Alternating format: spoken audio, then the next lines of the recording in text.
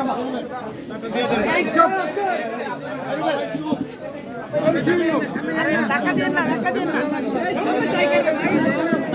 কি পুরো জুলুমবাজ? আমি কি হত্যা করেছি? আমি কি চাঁদাবাজি করেছি?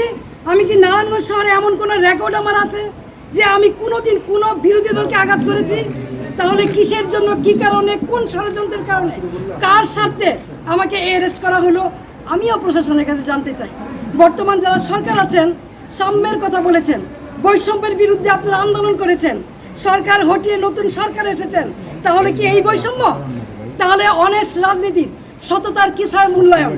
আমি তো বাড়িতেই ছিলাম, আমি তো পালাই নেই, তাহলে এইভাবে আমাকে অ্যারেস্ট করতে হলো কেন? সেই জবাব। টানা সপ্তমবারের মতো বেস্ট টিস্যু পেপার ব্র্যান্ড হিসেবে স্বীকৃতি পেয়েছে বসুন্ধরা টিস্যু। জনগণের কাছে চাই, জনগণই দিবে ইনশাআল্লাহ। জয় বাংলা।